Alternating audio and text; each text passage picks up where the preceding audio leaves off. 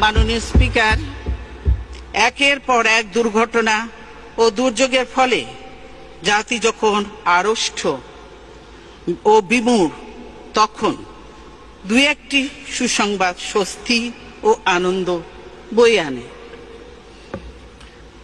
শান্তিতে নোবেল বিজয়ী বাংলাদেশের সন্তান ডক্টর মোহাম্মদ ইউনূস সম্প্রতি যুক্তরাষ্ট্রের সর্বোচ্চ রাষ্ট্রীয় সম্মাননা ইউএস কংগ্রেশনাল অ্যাওয়ার্ড এ ভূষিত হয়েছেন। এর জন্য জাতি হিসেবে আমরা গর্বিত। ডক্টর ইউনূসকেও জানাই আন্তরিক অভিনন্দন। তবে স্বদেশে তিনি যেভাবে নিগ্রহের শিকার হচ্ছেন তা সত্যিই দুঃখজনক। তার মেধা, শ্রমে ঘামে প্রতিষ্ঠিত গ্রামীণ ব্যাংকও আজ হুমকির মুখে। সরকার নিয়োজিত কমিশন নোবেল বিজয়ী প্রতিষ্ঠান গ্রামীণ ব্যাংককে ভেঙে 19 টুকরো করার সুপারিশ করেছে। আমরা এতে স্তম্ভিত। এ ধরনের সিদ্ধান্ত গ্রামীণ ব্যাংককে ধ্বংস করে ফেলবে। ক্ষুদ্র ঋণের মাধ্যমে নারীর ক্ষমতায়নে এই ব্যাংক গুরুত্বপূর্ণ ভূমিকা পালন করে চলেছে।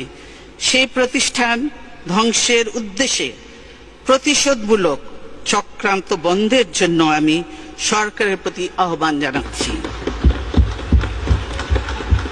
আমরা এর তীব্র বিরোধিতা করছি।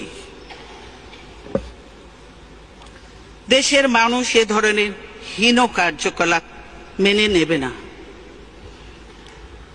একটা প্রতিষ্ঠান ভেঙে ফেলা, ধ্বংস করা খুবই সহজ, কিন্তু এ ধরনের একটি প্রতিষ্ঠান গড়ে তোলা অনেক কঠিন ও শ্রমসাধ্য কাজ।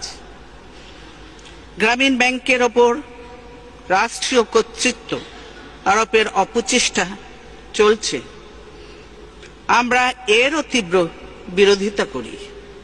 রাষ্ট্রায়ত্ত ব্যাংকগুলো লুটপাট করে সরকার যে অবস্থা করেছে, তারা কি গ্রামীণ ব্যাংকেও সেই অবস্থায় নিয়ে যেতে চায়?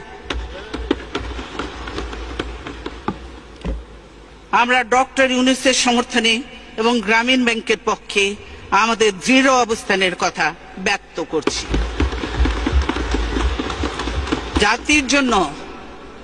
জাতির জন্য যারা সম্মান বয়ে আনেন, সেই কৃতি সন্তানেরা যেন দেশেও মর্যাদা পান, তা আমাদের নিশ্চিত করতে হবে। না হলে দেশ মেধাশূন্য হয়ে পড়বে।